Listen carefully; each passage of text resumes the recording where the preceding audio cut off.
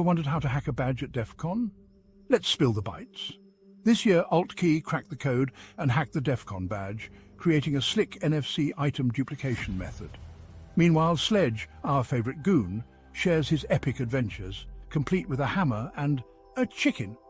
Plus, we dissect the latest IPv6 remote code execution vulnerability. It's all part of this week's InfoSec fun. Whether you're an InfoSec pro or just love a good geek out session, we've got you covered. Let's roll. Why do 90% of hackers swear by counter-surveil? Let's dive in and find out. In the labyrinthine world of cyberspace, every click leaves a trace. But with counter-surveil, you become the unseen. Our podcast takes you deep into the heart of hacking, where firewalls crumble and secrets unravel. From white hat heroes to shadowy code warriors, we cover the spectrum. Join us on Iron Geek, your portal to mastering the art of stealth and the tools, tricks and tales that define This is Counter Surveil. Unmask the unknown. Into the sound waves, secrets of the dark maze, dark codes in the nighttime, information, gold lines. Hello, and welcome to the Counter Surveil podcast. I am your co-host here with Sledge, and we are lucky enough today to have Alt-Key, pretty cool chick who managed to hack the Defcon badge and away with NFC where she could duplicate items, share a bunch of items with anybody. Pretty cool shit, but she's going to do a way better job of playing that than me. Also, Rogo should not still be playing. There we go. Get the heck out of there. All right. Alt-Key, welcome to the podcast. Thank you for coming on. Thanks for having me. Hi. So, it's actually an IR item duplication glitch rather than NFC. My bad. No worries. Just for clarity, I do not believe there's NFC capabilities on this badge at this time, but that would have been a killer add-on. NFC on this thing would have been. But anyways, so basically, I found the glitch because for anyone who has this badge, I will go ahead and walk you through real quick the process of booting this thing up. 1 second. There it goes. So you have this. All right. And press start. Okay, this starts the intro. Still going. Still going. Can't skip it. I've tried everything to skip this. It's like, still going. Still going. Yep. Those are a lot of lost frames for a speed run. I got really sick of this, especially seeing I actually did intend to speed run the game. Finally, we're out of that. That's a solid 30 seconds. And then we're actually to the game. Issue here being, I ain't got that many years left on my life. Come on, guys. We can't be doing this. So, that combined with the fact that unpatched, this thing did not save games at all, which means every time I'd pick this thing up from Defcon, because I'd be in a line or something, I would actually have to go out of my way to watch that again and again and again. So any time save was absolutely required. And Can I stop you for 2 seconds? Yes. Remind me what the buttons were. Which one is start? Okay. Start is up here. It's really hard to see, but there is a slight graphic on the side that does indicate it. It's just I guess you're right. Okay, I see it. Yeah, I didn't see that until after I got home. Lol. I didn't have time to play with it while I was there. Well, you were a goon. Of course you didn't. Anyways. So I noticed that there's IR. Now, of course, when you pop the SD card into a computer, it gives you a copy of the firmware, it gives you the ROM, it also gives you some READMEs. And one of the README says IR was never implemented properly. And naturally, this makes me curious. And as a Flipper owner, And the fact that you're supposed to be able to send items with this, I figured I could complete a few quests just once to get the items from said quest, put them in my flipper, and never have to touch that again. And that is how it started. And in theory, it was pretty simple. In fact, the first test went quite well. What you did is you went into your inventory. I have all the items on this particular model as I have patched this firmware. You'd go into your inventory. You would find an item, push send, and learn the remote. That goes on the top. Item saved. It didn't focus very well, but okay. Uh-oh. Well, item saved. Push the save button. Congratulations. You now can send yourself infinity of this item, as well as to send it to anyone else who also has a badge. The problem is, you'll notice that there's numbers next to it. This is raw _1999. And that is, for some reason, the amount of signals sent. A water bottle is 999. What happens if you take that to 1,000? You get crashed badges. And that is what I tested on you, Sledge. Hey, but it worked. It worked. And in fact, your badge is the only badge that handled it cleanly, which is unique because it's also the only goon badge I tested. I also have 2 RAM chips and updated firmware. That would make sense. And in fact, mine is actually frozen on the screen, and I actually have to go in and now reset the game in order to play it again, which means I have to wait through that stupid cutscene again. So I ended up saving myself no time at all. However, I did end up making some interesting friends and crashing a few Defcon badges. Nice. Good stuff. That was fun. You guys like to know how it works? Like how you can do that yourself? If you have why don't you walk us through it? All right. So Sledge actually has the camera that can actually focus on his badge. You just have to remind me what buttons to push because I haven't played with the badge yet. All right. No worries. Sledge, would you mind focusing in on that badge for me? All right. So, okay, good. We're already through this intro cutscene. Yay. What you're going to want to do is go to Defcon, as in leave the hotel room.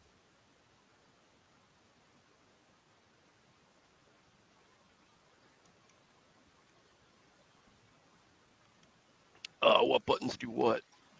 You just walk out the door. Nothing's happening. Is it crashed?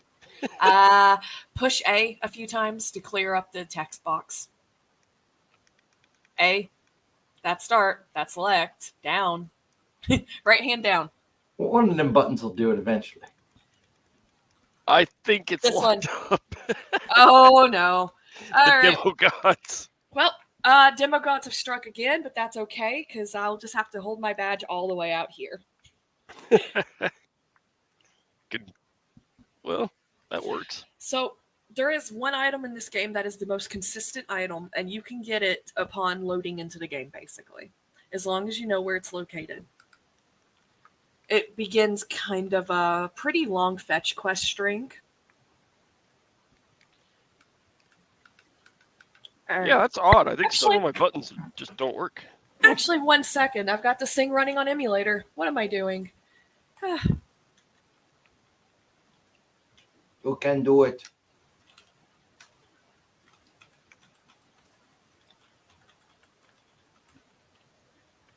All right. Give me 1 second to load up the emulator.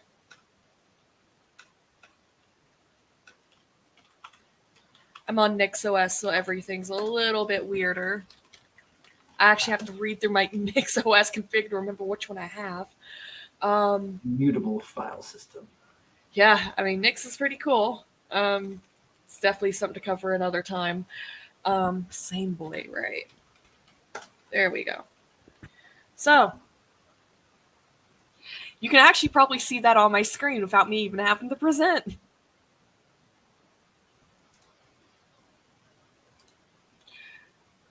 All right, let's see here. All right.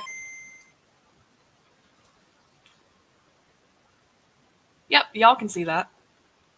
Okay, so you go start, and now you wait for the intro, which I can actually speed up because it's an emulator. Yay! That should have been in the base game, just saying. That's a Game Boy Advance emulator, right? No, this is actually specifically Game Boy Color, to my knowledge. Game Boy Color. Excellent. This is one of few that are included in the Nix OS. Just put it in your config and you're good. Even better is it also actively monitors hardware registers. So good for troubleshooting. Anyways, we're going to go all the way over here. Okay, that's as left as we can go. Now we're going to go up. This is registration. Reason you'd want this is this girl right here wants a bottle of water, which is $6.50 at Real Defcon. Is it possible to share your screen? Oh, absolutely. Can't quite see from the camera angle. Okay. So you hit that present button on the bottom left, and then Yeah. you can just select what you would like to share. All right, 1 second. Share screen.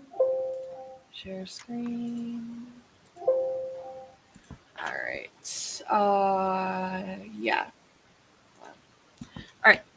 So to get back, I'm going to get back to the hotel and show you from the hotel. I am now sharing my screen.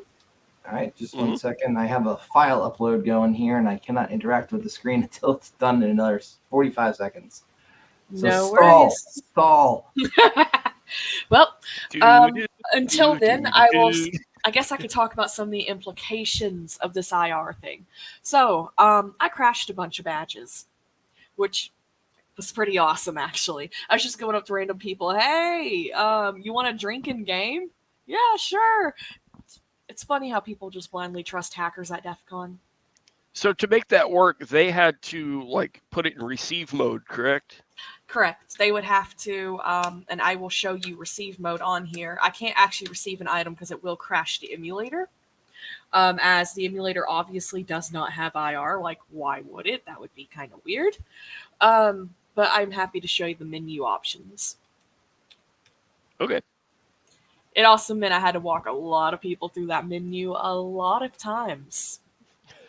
Like you did for me, I was like, I haven't even touched this thing since I got it. In your defense, it was late and you had spent all day gooning, so Dude, we were doing 17 to 20 miles a day unless my pedometer was drunk. Okay, so we are now online. Okay, so from the hotel room. 1 second. From the hotel room, you will want these eventually. But you can't share them, so they're not really useful for the IR demo. Anyways, we're going to go to the far left, up. And I use this registration right here as kind of a mark to tell me where I'm going. We're going to go up as far as we can. And they did their best to emulate the venue, too, in this. Mm-hmm. And I also was confused moving through the venue, so it didn't help me much in game, which is why I had to navigate like this. You'll see my derpy navigation methods in a second, but there's probably better pathing to get to the water bottle. But, this is just idiot-proof, really. So, you go as far up as you can, then you go right until you see CTF. Go down till you see vendors. Take a left and vending machines. All right, these vending machines have everything you need and they don't take your cash, unlike the ones in the actual venue, which is $6.50 for a bottle of water. So we're going to grab... If they work at all. If they work at all, yeah. So we're going to grab a bottle of water, and would you look at that? We have the most consistent item in the game for this. This particular item actually sends 999 signals, interesting enough. And if you try to send it, which you would do from that menu, it'll crash the game because it's an emulator. But that's what it looks like. And at that point, what you would do is you put your flipper up here, make sure you're on Learn New Remote, send it, and now you have it in your flipper. To receive this, you would, 1 second. I'm actually going to reset real quick. to receive an item, and this is what I've had to walk a lot of people through in order for me to crash their badges in glorious fashion. You skip the intro because, oh my god, I swear I lost a year of my life to that. I'm going to go into menu, inventory, receive item. That's it. From there, all I have to do is blast some signals your way and items received. Can confirm. That was pretty cool. And badges crashed sometimes. Mine didn't, but I received it. Yeah, he actually received the item, which means his badge is the only one it ever worked on. But, of course, there's some interesting implications to this, particularly seeing that the new firmwares, the ones that have been patched, I haven't seen one of them that focused on fixing the IR, which basically means that's an unpatched crash. It would be very, very interesting if someone could maybe even emulate the IR or find some way they can watch the registry while the IR is running. You could probably get some pretty interesting code execution that way. Mm-hmm. And I think the reason mine didn't crash is because I had that second RAM chip on it. Right. And a lot of people don't know that if you look at your badge, there's you see the RAM chip, right? And then above it, there's another spot where you could put a second one. And the reason for that is these badges are touchscreen. So if you put a second RAM chip on there, you could install Palm OS, and then it enables the touchscreen function. I haven't tried it yet, but that's what everybody was saying. It's possible. And it would be very interesting to see if there's some way could maybe even add mobile capabilities to these badges. I would love to get some 3G on this thing. Or like maybe Meshtastic would be cool. Like anything. Oh yeah. Ooh, that's a good one. Gotta love Meshtastic. Mm-hmm. So where's the RAM chip on here, dude? Let me switch cameras. I'll show you. Oh, my mouse is dead. Lovely demo gods. Should have sacrificed one of my cats. I don't know. The other one did look kind of plump. He'd make a good sacrifice. So if you look at your badge, just to the right of this pad here, there's 2 chips right here, if you can see it. So notice I have 2. You should probably only have 1. I'm going to turn my light on. I only have 1. As can be seen there. My badge is clear, so I figured it might be easier to see it. So let's go like this. Can you see that? Mm-hmm. Those He has 2 chips 2. right I there. have 1. Yep. Community badge also has 1. They all have 1. There was a guy that went to the store, bought a strip of RAM chips, and was just soldering it on for everybody. And I was like, I'll have some of that. Classic Defcon. Yeah. Classic Defcon. Yes, let me just solder this thing into your chip, and you'll be fine. Just trust me. Just let RAM. random Defcon attendees solder your stuff. It always ends well. Always do that. Always let the hackers play with the things. They'll make them better. They certainly won't backdoor anything. That was really cool. Thank you. We would like if you would stick around for the rest of the podcast and maybe even become a regular. So. Absolutely. Nice. So next up, we have a little thing I tried to put together that definitely did not go as well as it could have. We're going to see how it came out. And walking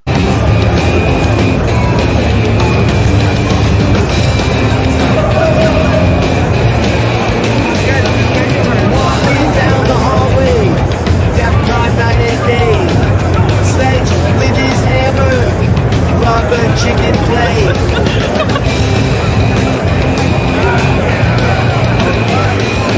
People gather round him, backpack hammer loud. Ask us any question,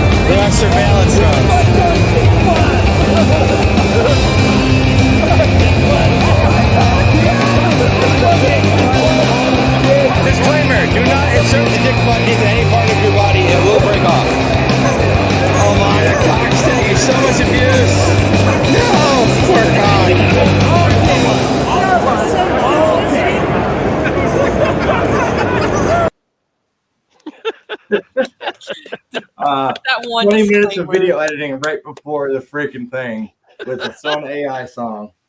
There you go. Good times. That was fun, man. Those are some good Oh, times. you should pull up the video of us trolling the shit out of humans for those fake black badges.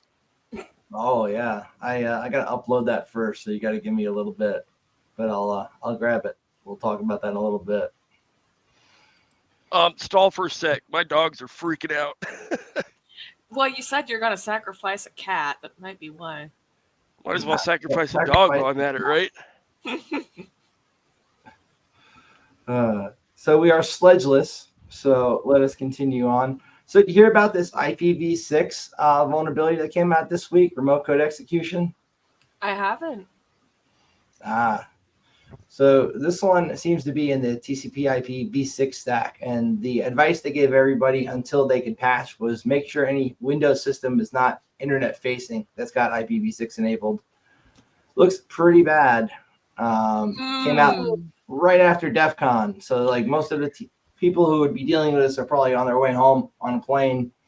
You Probably know, hungover. bit hungover. It was an Just interesting one. Running don't joke that I connect had with Windows some to the friends. internet. We had a So- running joke about this one with some friends saying, yeah, nobody understands IPv6, so now that it's getting more popular, shit like this is going to happen more often. Mm-hmm. Yeah, so this was an integer underflow weakness in the stack, and it can lead to a buffer overflow. It allows unauthenticated attackers to execute arbitrary code on vulnerable systems by sending specifically crafted IPv6 packets. I can speak sometimes. So the nature of this vulnerability is that the issue stems from this integer underflow in Windows and the TCP/IP-v6 implementation. This can be exploited by sending repeated, specifically crafted IPv6 packets, allowing attackers to execute code remotely without any user interaction. It's what we call a zero-click vulnerability. All Windows systems with IPv6 enabled are vulnerable. This includes Windows 10, 11, Windows Server versions. This is enabled on default by those systems, making them susceptible to attack until they're patched. It is also considered a wormable vulnerability, meaning that you could potentially have it spread across networks without any user interaction.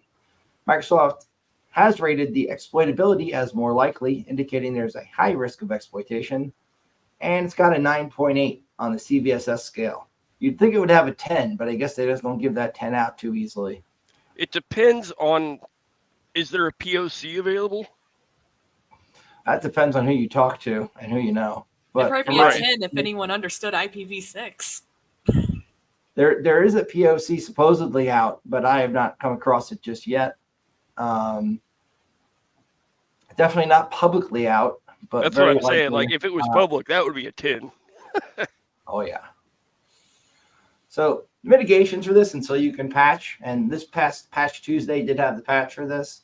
So if you haven't rolled that out yet, just disable IPv6 and call it a day. Also, if you're on a large network, maybe it might be a good idea to go through your firewall rules and make sure you're not allowing any IPv6 inbound to your network if you are a network guy. This is how you can kind of avoid dealing with this crap for now until you And make can sure patch. you have CloudStrike installed. Oh yeah, that'll definitely protect you and won't crash your system ever. Might I use this opportunity to remind everyone about our Lord and Savior Linux? All praise the church. Hey, of Linux Ryan. got popped by that too. Linux is great. Sledge, what Linux distro do you like the best nowadays? Debian. Pretty Classic. good answer. You know, fairly solid, got good package management. And all the flavors of it just work. Ubuntu is so bloated, like it. Agreed. Ugh. Like, if I want something like that, I just use Pop OS.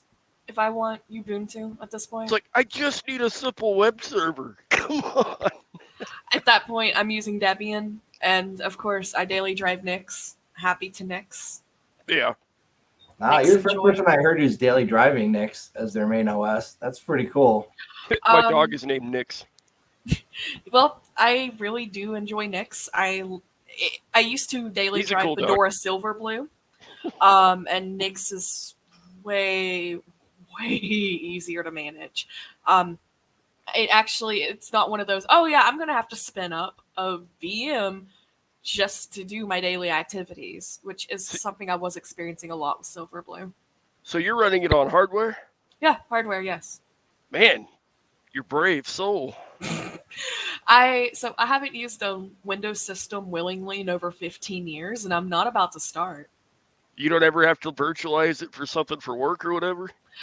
I've had to do that one time in those 15 years, and that was for school. I don't count Mac as using a Windows system because they're not Windows. So I mean, that was are the you exception. using like LibreOffice? Because God, I hate that so much. Yeah, and it sucks. That is the one downside. And if I need an Office program, I'm usually using Google Docs, or I'm borrowing a MacBook off one of my buddies for like the one time a year I need it. No There's effing always around weird and wanting to formatting try and get issues old when I do copy that. of Office to run. I mean, I want to de-Microsoft my life, not increase the Microsoft in my life. That was kind of the point about getting away from Windows. If I can't run it on Linux, I don't run it. That includes video games. That includes any other utility I need. I find a way around it. I am What are you doing? de-Googling Game you want myself to right play now. doesn't have like Vulkan support. Sorry, Probably there's not. two convos. What was that? Oh, Both sure. You go Sledge, first. you take I'm it. trying to answer both of you. Rock, paper, scissors. I was saying I'm trying to de-Google myself, getting all my stuff off of Google, because we've got a server rack at the house from floor to ceiling, HVAC, everything. It's fully enclosed. It's a literal server room. So, And we host a thing called Nextcloud. So we're running all our emails and file storage and everything off of that right now. So I'm in the process of migrating out of Google into that, because I don't like paying 30 some bucks a month per user for 5 terabytes when I've got 500. I love my Nextcloud. I really do. I'm running what I guess would be considered a hybrid network. So I do have my cloud storage. I've been using AWS Glacier, which is very, very cheap quantity of storage. Interesting. Is it anything cheaper than Google? Significantly so. Okay. I haven't double checked the prices recently, but it's a small fraction of S3 prices as long as you don't touch the data very often, which is great for having a cloud-based get out of town kit. You know, your thing about a go bag is people also forget their data in there, and there's a lot of people that have really important data out there. But if your computer crashes, you lose that data forever. Yeah, If you don't that have was my backups. reasoning for using Google Drive. And Glacier allows me to take control of my own storage, and that I encrypt it before it touches AWS's cloud. So they do technically have it, but I wish them luck. I decrypt it when it comes back in. I Google manage was it weird myself. because I would encrypt stuff even with a password and it would flag it as malware. And I'm like, what? How do you even see that? AWS kind of expects you to know what you're doing, so if you upload malware to your Glacier, that's on you, my dude. Because like I would store training material and stuff where it's actual malware, but I would zip it. But for some reason, they would still be able to detect it. Yeah. I have not encountered that with AWS, but I also give them ungodly amounts of money at this point Right. for my pretty unique hybrid cloud, because I don't know what possessed me to go down the SageMaker rabbit hole, but here we are, and now I'm broke. But yeah, no, Glacier's probably some of the best bang for your buck. SFTP Go mixed with a Glacier, Yep. S3 I've used that. Glacier. That's some really cheap cloud storage that will treat you right. I've had good experiences. Of course, I do have my own 2U over there. It stores what I need that I don't care that much about, but it's always nice to have the offsite backup in AWS. Yep. How do you handle, especially when you're Linux, Linux for life. Are you opening ports or are you using a zero trust solution? So this is going to sound really jank, but it's actually I'm planning a talk about it. I call it AWS Anarchy. And the idea is to milk as much free tier as you possibly can. Being why this is as jank as it is, I kind of developed this strat from using the student tier. But the idea is EC2, WireGuard into that EC2 instance, and everything else in your AWS can only be connected to from the IP of that WireGuard instance. We do something similar using Cloudflare and I can't remember. I Argo need to have my tunnel. server guy on here. I do use Cloudflare for anything that is public facing, but anything that's public facing, I keep on a separate virtual network as I kind of have them in my head, even though I know that's not how you do it. Yeah. But I'll use a separate WireGuard to tunnel into those. The admin portals will only be accessible over that specific WireGuard, and I'll use Cloudflare to control that. But for anything that is not public facing, as in my Nextcloud, which only serves to that one IP address. Yep. So we use WireGuard for that same situation, but we also use NetMaker for creating local networks for like mounting drives remotely and stuff like that, which NetMaker's awesome. If nobody's heard of that, go check it out. I haven't. I'll take a look at it. And Ngrok is also great, but NetMaker's better. Nice. And I don't know if y'all have seen the Discord mount Discord as local storage solutions. Wait, what? But I'm about to be going down that rabbit hole because I want to. Apparently someone managed to mount Discord as a local drive. Is this a database? That is exactly how they did it. Oh yeah, Discord is a file system. There it is. I hate to not give someone credit, so sending link to Studio now. Studio D drive. grab link. Mm-hmm. This is pretty insane. This is one of the more janky things I've done for exfil. If I know that Discord's not blocked, this is actually not bad for exfil. I haven't dug that much into it. I've only used it in testing so far, but so far it's been very promising.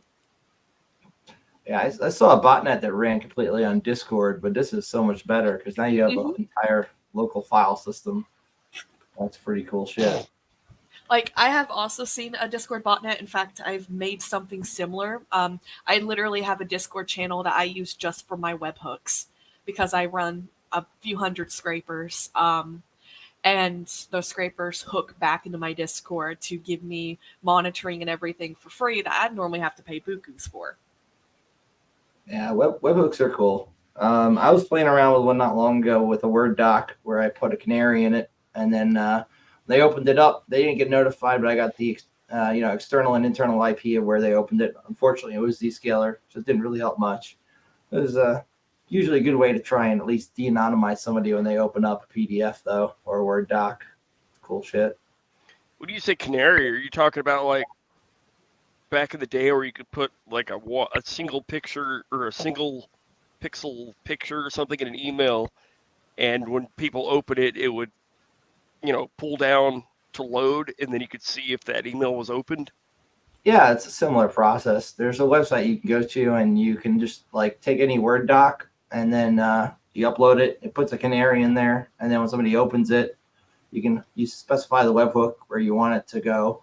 When they open it, you kind of get like the information of what browser opened it, what IP address. Oh yeah, a lot of data.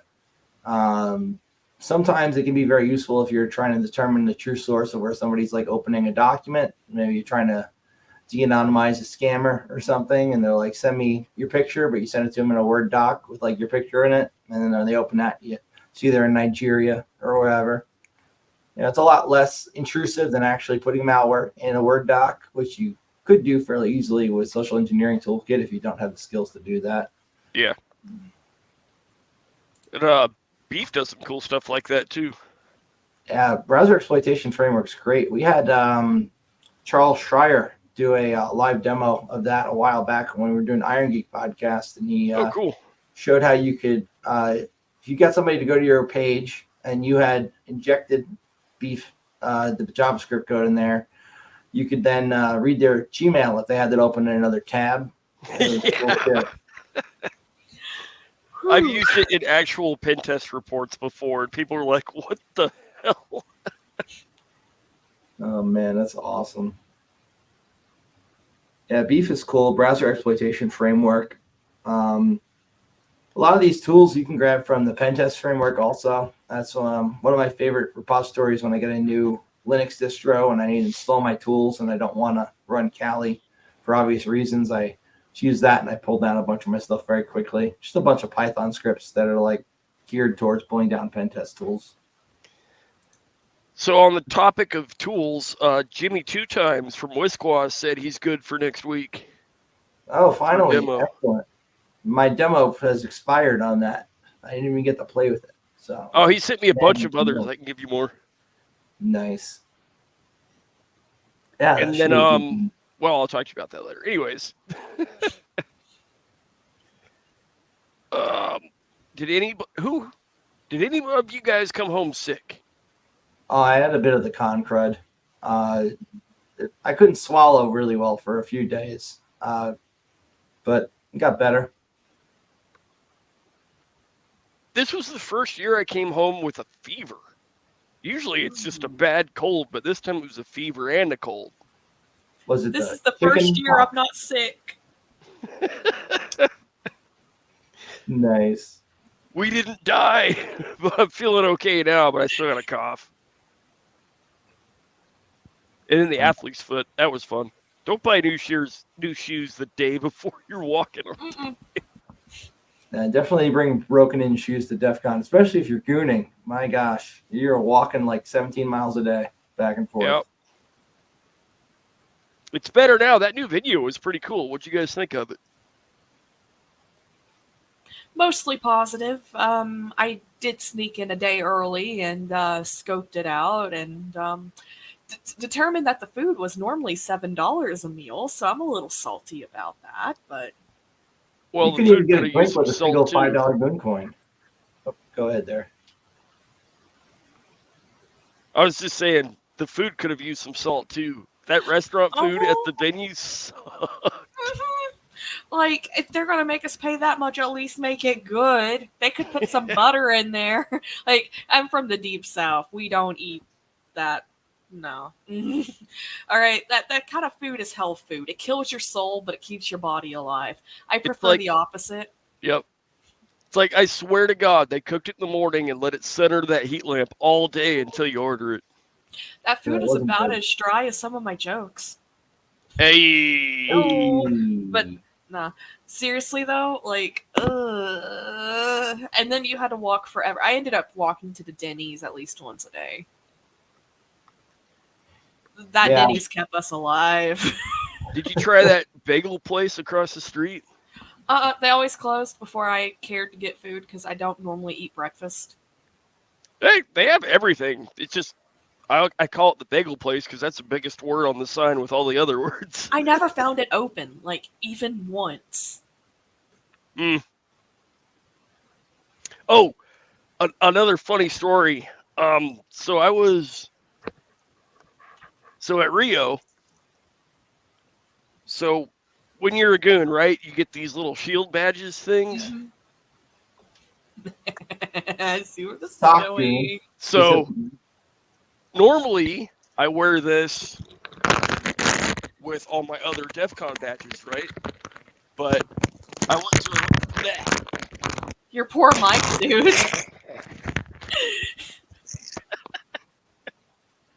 But I was at the Rio and went to the bathroom just wearing this. And I come out, the hotel security guard and a cop with his dog are standing out waiting for me. And they accosted me. And they're like, "What is that?" And I was like, "Have you heard of Defcon?"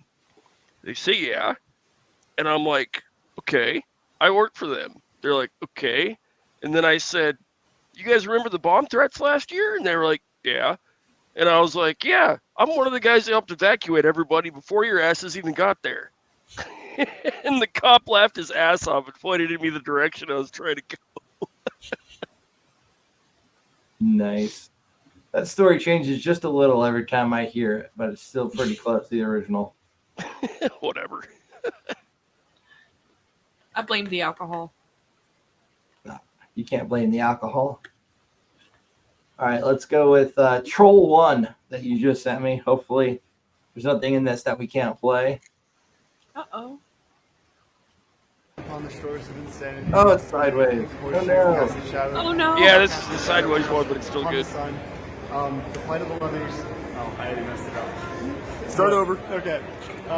The garden crashes upon the shores of insanity. The pink horseshoe casts its shadow upon the sun. The plight of the lemmings shall call forth the laughter of the evil ones. The ketchup is hallucinating. Neil. Yep. Thou art worthy. Yay! Any other takers? So the backstory to this is, I forget what year that was, but we had those fake black badge tickets for a raffle, a quote-unquote raffle. People were doing anything they could to get their hands on them. And the drawing, quote-unquote, was supposed to take place during the closing ceremonies. So people were switching their plane tickets and everything and taking time off of work just to find out it was a big troll. Now we got the second video in the series now. Well, that's the rules. All right. What's up? The garden crashes upon the shores of insanity. The pink horseshoe casts its shadow upon the sun. The plight of the lemmings shall call forth the laughter of the evil ones. The ketchup is hallucinating. Close enough. Neil. Perfect. He put so much energy into that one. Like, dude was trying to summon an old god, and I'm here for it. Nice. There would be a different, there's a Twitter account giving out phrases every couple hours saying, go say this to a goon verbatim, and they'll give you a black badge raffle ticket. It was so much fun. I got into the vendor area a couple of years ago, way before the con started, when they were setting up the snacking machine when I was there the first year. And I was walking around and I saw it had like the @snacky Twitter handle on it. I looked it up and it said something along the lines of, if you see this pattern, approach them and give them your favorite Matt Damon line. So I looked up, and that pattern was literally the shirt the guy right in front of me was wearing at the time, who was setting up the snacking machine. So I walked up to him like, how about them apples? And he goes, really? Already? That tweet's only 10 minutes old. And he gave me the Lily Gill watch that year, as well as like the Bender badge from a few years ago that Nador did. It was great. Fun times. Nice. So, Sledge, rumor mill for Defcon. I heard somebody snuck into the sock. What happened there? Okay, so the night before that story broke, that dude actually came up to me bragging about his badges, and I was like, he's showing me these fake badges. He's like, what do you think? And I was like, these are actually passable. According to Defcon policy, I'd say go. Looks good to me. But then the next morning, they snuck into the sock. Nobody noticed for hours. And when they finally came clean, one of the leads was like, okay, you could be a noon. So he basically got hired on the spot. And then the team lead, or the team meeting that morning, they explained what happened. And I was like, wait a minute, he's in here? And I look over at him, was like, yo, dude. And then we started chanting, one of us, one of us. I went up to him. I gave him a couple of $5 goon coins. I'm like, hey, I'm Havoc. I heard what you did. It's really cool. Nice. I technically shouldn't have been in there either, though. So what's crazy is it looks like a PCB board in that clamshell. It's literally just a printout on paper. This is great. Because everybody was speculating, like, how did he get a hold of a dev board? And we're like, no, he just printed that out from a picture. Well done, though. I wonder if he like brought a 3D printer with him somewhere, and he just like banged that thing out. He was saying, or somebody said that he found the clamshells as prototypes in a trash can somewhere. Could be wrong, but that was one theory I heard. Interesting. Still badass nonetheless. I did encounter a fake badge. Guy was using a hairdryer and a 2-liter Coke bottle to form the clamshell. Hey, that would work. He actually did a pretty good job of it too, especially seeing he used my hotel room to do it. So I watched the process, and it smelled like for quite some time in there. Don't self-incriminate.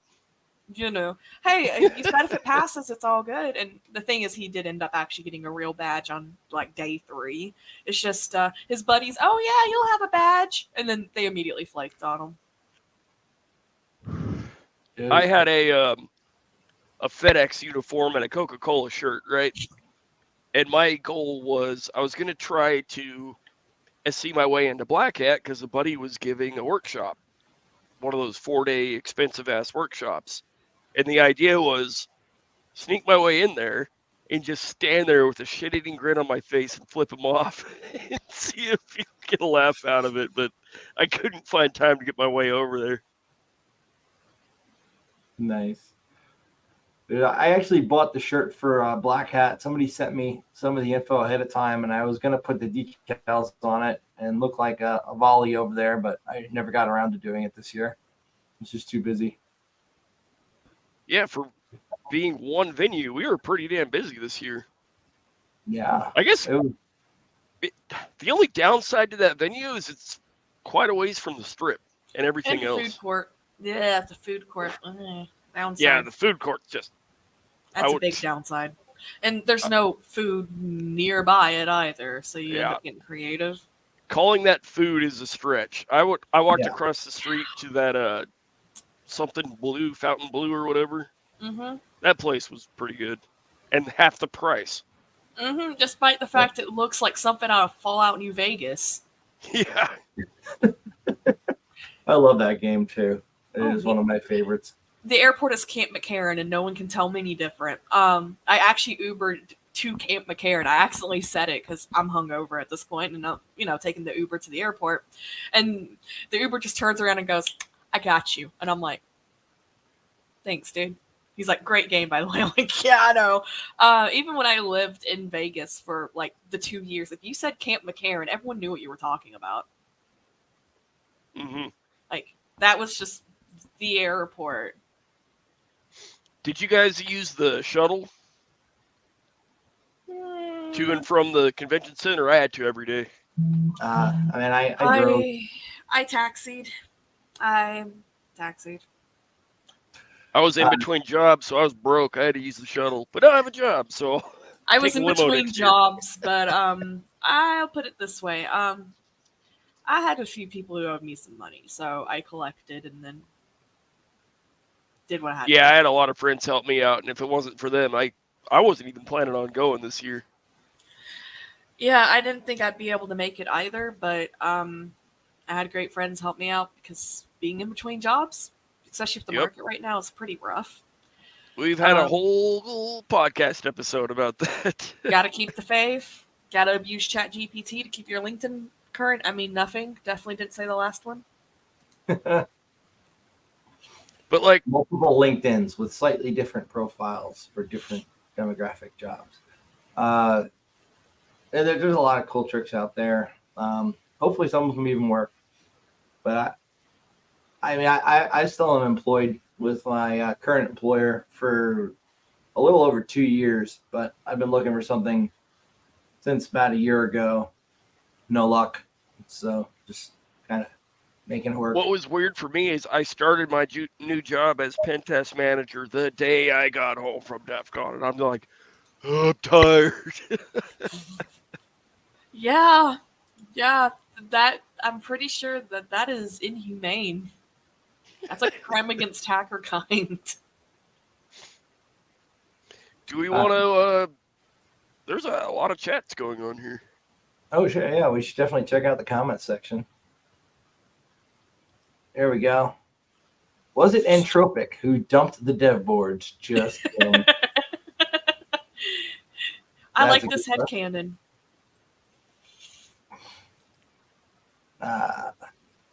We got all these comments I missed. Oh, I feel horrible. LibreOffice does not handle large CSVs well with too many columns. I just use Google Sheets now instead.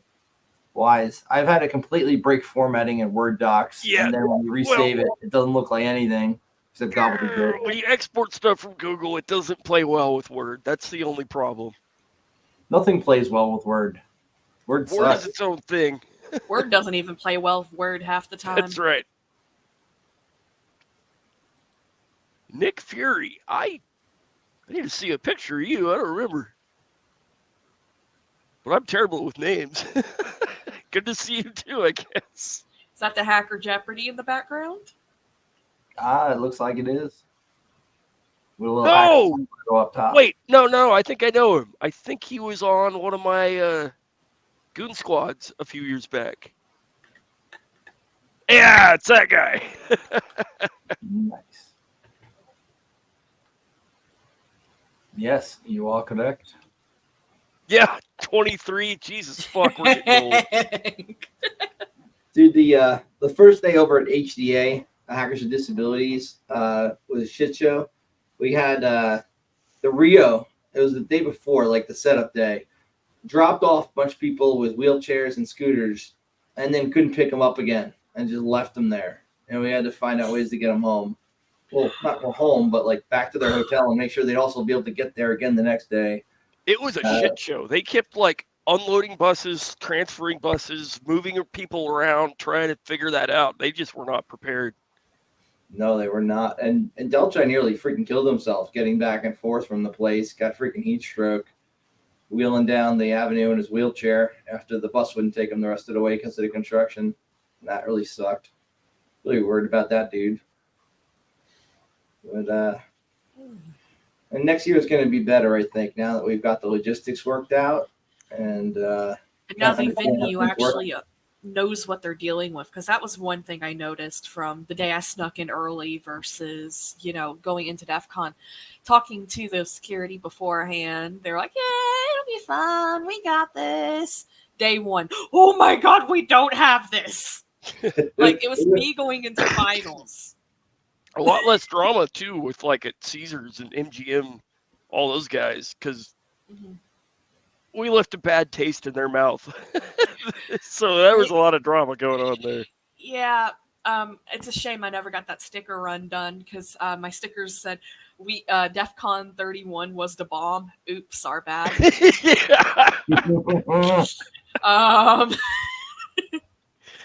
Oh, that one was fun. I even saw the guy walk in with a box.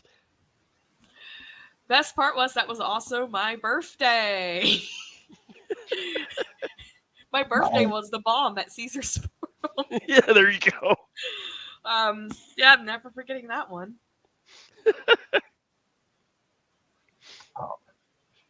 But yeah, now that the venue kind of like knows our size and knows the crowds they're dealing with, I think we're going to have a much better time.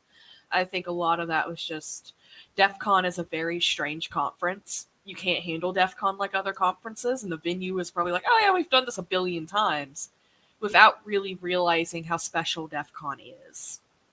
Like special ed. Yeah, exactly. And then, it's from that my summer understanding, camp. I haven't seen the actual numbers, but I'm pretty damn sure this was a record year for attendance, and that venue is so big it didn't feel like it. Yeah.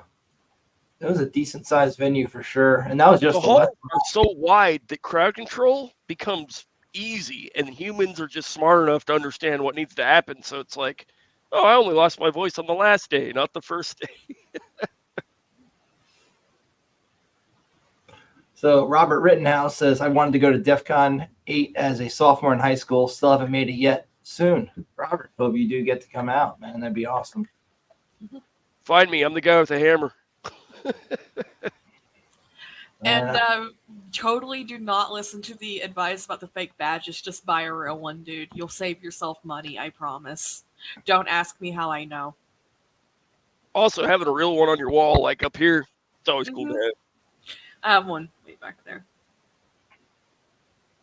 So we ended up accidentally leaving a suitcase left at HDA that had Delchai's bone box in it. and a bunch of other important things, and we never got it back. We trying to follow up with like the venues got their own lost and found, and then the tag team people have one, but we have not been able to track that shit down yet. I really hope we find it. I feel bad that I left it there behind. I was having some friends help me carry some shit out, and I just somehow got lost in the shuffle. Never trust people. Never. Yeah. Well, second Where day did you at guys HCA, stay? I was pretty happy because some of my my friends from Vegas, because I lived there for like 2 years, stopped by. I had to deputize them because it was pretty much me running the place, and I did have some help from Chef and his wife as well. But like, it was really cool to be able to go to one of my buddies and be like, "Yeah, you're gonna be in charge while I walk these people up to the room and get them line cutting privileges." Because So let me address what Squeezebox said. Keep putting the intention in, but it comes down to what industry and where you work. Because sometimes employers will just straight up pay you to go. Mm-hmm. But if they do not, at least ask for time off and pay for it on your own, because it's worth doing it either way. Because when I first started going, I paid for it on my own the first year, and I come home with a better job. So always keep that in mind. Absolutely. You learn a lot at Defcon. Definitely a lot of transferable skills. It's not even about the learning; it's about the networking, if you ask me. Absolutely. Like, when I first did Defcon, I don't think I went to a single talk because I was too busy networking. Not one you talk, really not just- ever. That's the best Exactly. advice anybody will ever give you. Do not go to talks. They're going to be on YouTube in a month. Yeah, just watch them there, unless it's like a Sky Talk or something that's not going to be recorded. But even then, do so carefully because you're losing valuable networking time, and that networking time is what is going to be your ROI. Like, first time I went to DEF CON, I doubled my income. Correct. Me too. First time I next went to DEF CON, I was drunk as shit at a bar, and I look over to my left, and some old guy in a booth is like, "Hey, come here. You want a job?" And I was like, "Okay." Next thing I know, I'm working at IBM and moved to Atlanta. Yep, kind of like what I did. And the second time, I also increased my income again pretty dramatically. And this time, I guess we'll see. But, seeds are in the field. Field is growing. The opportunities you get from DEF CON are worth it. My last company basically said no one's allowed to go to conferences at all, even on your own time. If you work for a place like that, go to conferences, please. They're afraid. They know you'll network and get something better. Mm-hmm. Yep. That is why I'm currently in between roles, but it's worth it. Seriously. And then the networking aspect too is important to go every year because you start to build a community and a family around you of just not only friends, but not only like business associates and acquaintances, but you start to build a family of friends and a network that you can rely on when you need it. Right. And everyone's awkward their first year. And the second year, the door starts to open a little bit. My third year is really when I started seeing that, which was this year. Hi. Woo, I had a group to break into parties with. But breaking into parties was one of the funnest things. So many stories, but anyways. I remember waiting outside the pool party a few years ago for somebody to come out so they could just give me their thing to get in. It's great. So I just kept walking and they didn't stop me. So rooftop party, speaker party at Black Hat, rooftop Caesar's Palace. One of the lady friends I had, it was my girlfriend's friend. Her ID was expired. The bouncer wouldn't let us in. We tried bribing him, everything, wouldn't let us in. So we kind of pulled back for a second and started watching how the maids got up to the kitchen. We followed them, figured out what floor to get off on the hotel or in the elevator. Then there's a second elevator. So then we just pop up into the kitchen and just walk in and we're like, "Sorry guys, we're lost. What's up?" One year, me and some friends were at the hidden party, which you had to like go find, which was stupid. It was kind of like a scavenger hunt to find a damn thing. But we're there, and dude whose hotel room it was a big hotel room, mind you, goes into the kitchen and slips and bangs his freaking head on the back of the tile. And like everybody's like, don't move. So somebody picks up the phone in the room and calls 911, but it gets rerouted to the hotel because that's just how they work.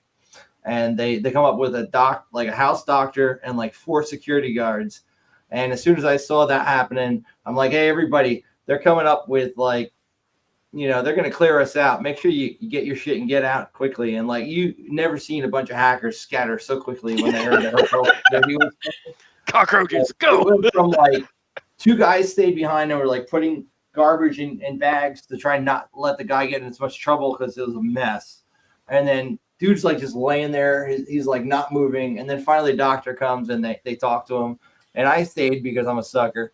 And I was like, yeah, I've been stabilizing him. I have CFRD training, yada, yada, yada. I told him not to move just in case something. And they're like, yeah, you did the right thing. Now you might want to get lost because they're checking everybody's ID and nobody's supposed to be in here who's not in this hotel. And I'm like, oh, all right, goodbye. Yep, time to go. I'm out. Nothing to see here. Nothing to see, nothing to do. And it's been some fun parties over the year. I had a blast with freaking Sledge at the Circle Bar because I had to stay an extra night because I was helping a friend with something. And I was kind of burnt. And I was like, hey, Sledge, can I crash at your room? He's like, sure. But it's like, just come over to the bar first. And had a blast over there. Met some really cool people. It was definitely a great night. Even though it was the bar last is always lit. That's where the OGs hang out, especially the one over at the link. Mm-hmm. That Duck guy was pretty cool too. He was supposed to email me and never did, but he did take down the name of our podcast, so maybe we'll hear from him at some point. Maybe he's watching right now. Hey, if that's you, comment. Even if it's not you, comment anyways. Honestly, like we would appreciate it. Make sure that I don't remember. Were you with us when we were doing that? We were playing with a Tor polygraph badge at the Circle Bar. I was not, sadly. Oh, I mean, Frank, I don't remember if you were with me for that one. I might have been. I wasn't necessarily paying attention to what everybody else was doing at the time. It was kind of weird because we were playing around, like you stick your fingers in it and you slap each other, you don't get a response. And then you pull your fingers off, still no response. But if you wave your hand over it, the meter starts freaking out. Nice. Maybe he's in the room with us right now. The call was coming from within the house. So yeah, it was a good Defcon. That was the best one. From a goon perspective, that was the best Defcon I've ever had. And I've been doing this. This was year 14. Everything was cohesive. Everything was just perfect. And we only had a few medicals. Squeezebox and one guy carried out. KBs. I guess that's how you pronounce that. KBZ. I am not familiar with this KBZ person. Are you, Sledge? Does not ring a bell. Well, whoever they are, I'm glad they were partially responsible for getting you into Defcon this year, Squeezebox. They sound chill. If anybody knows the term or the name Brad Smith, a.k.a. the nurse, he's the one that took my shy ass, took me around Defcon, introduced me to like all the big dogs. Like we just go up to like Mudge or the dude that wrote Signal, Marlon Spike or Dave Kennedy, all these big dogs. He's just like, hey, this is Steve, say hi. And I'm just like, okay. So it broke my shyness. So now I'm at Defcon, Social Butterfly. And I'm trying to tell other people that it's okay to just be awkward. Go up, say hi, shake somebody's hand. They're going to be cool about it. You just talk, say anything. Be like, hey, I like dogs. Anything. Do you like dogs? Either. Yeah. And that dude that wrote the SQL injection handbook, we sat down for a couple hours. He was doing mock interviews for me before I started a job. And all he could talk about was, hey, my finger got bit off by a shark. I mean, it is a cool story, but shark got your digit. I mean, no, you don't really forget about that.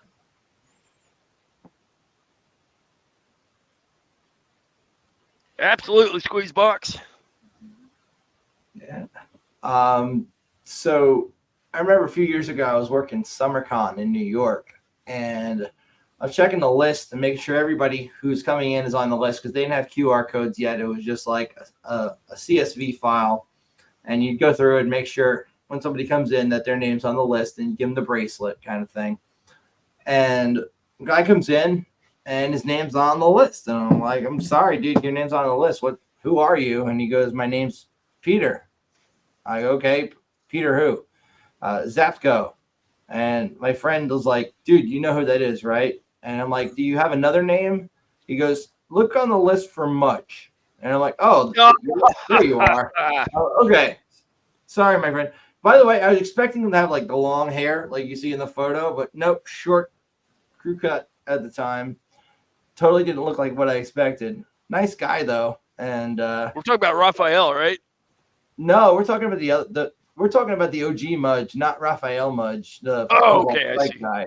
He's cool too, though. I met him at the vendor area at a conference where he was demoing Cobalt Strike, and I picked his brain about the copyright protections on it at the time because you could actually open the jar file up and edit that notepad, edit a file in Nano, and change essentially a variable that would let you have an unlimited trial. You just like put 9999 instead of 30 there.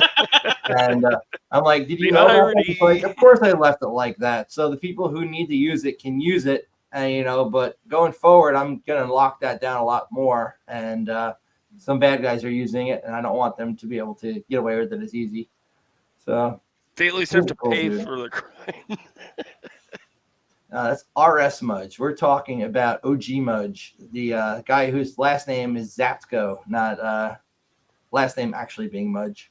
Right. It gets confusing, though. A lot of similar names out there. And those DC 702 guys were great. I needed like a cable, and I hopped on the radio. I had one programmed, and I'm like, hey, I need a computer cable. And somebody just came up with the freaking power cable for the computer like 20 minutes later. I found one. They like went on a scavenger hunt to find one for me. It was really cool guys over in 702, man. This dude Hippie I know in there. He just got his first job. Pretty proud of him. Yeah, Hippie's cool. He's freaking awesome, dude. I helped him out with some gear and stuff and just some advice on home lab shit. But he definitely put in the work himself to make that happen. Awesome, dude. And then another big thing about Defcon is it's not all about Defcon per se. Look into some of those invite-only, group conferences that they do on the side. We did one at the Red Mesa Alliance facility where it was limited to about 90 people. And what it is Red Team Alliance, I'm probably going to butcher this, but they work closely with Red Mesa, Covert Instruments. They're basically a facility that teaches you covert entry and red team stuff.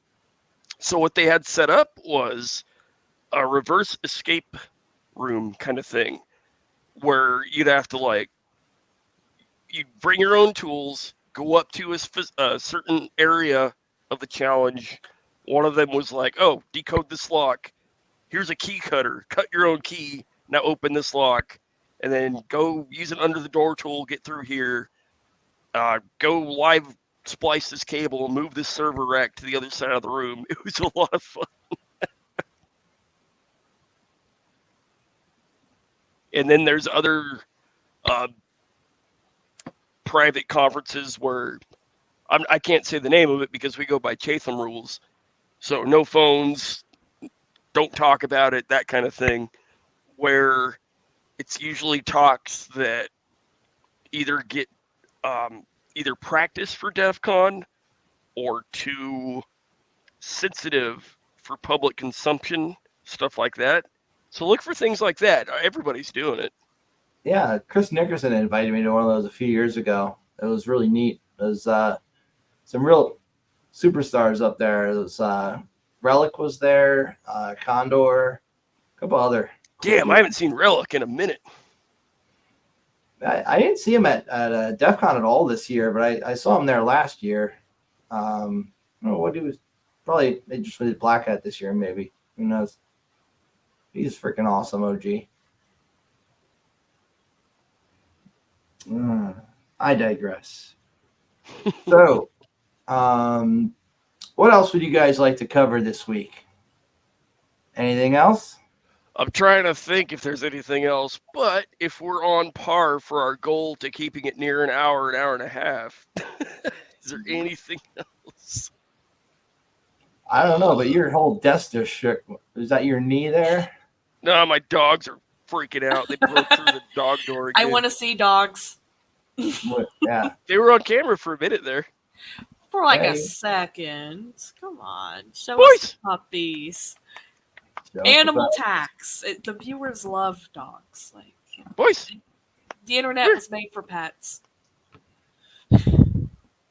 socks and nicks. Socks for socket, nicks for Unix. Aww. Boys. And Got now her they're busy. just like ignoring you. Of course they are. Good job, demo gods. that is how it goes. All right. So with that, I'm going to do our outro. Thank you all for joining us. We are going to try to keep these a little bit closer to an hour and a half and not go for 4 hours like we sometimes do.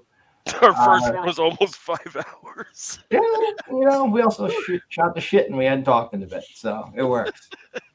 Altkey, I hope you'll come back next week or another time. It's been great having you on, and really great work with the badge there. And for everyone else, future episodes are going to include a demo of a Recon and OSINT tool called Whisquas with the owner Jimmy 2 times. And then we're also thinking about having a bunch of goons on to talk about goon life. Sounds like a plan. Will Whiskey be there? Yes. Excellent. She said next week is good for her. Tough, but fair. Alrighty. So, with the outro.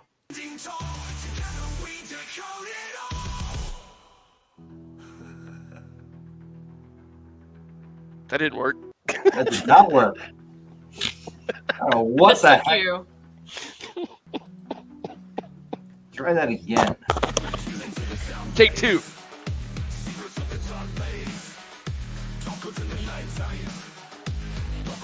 Do a cringe dance.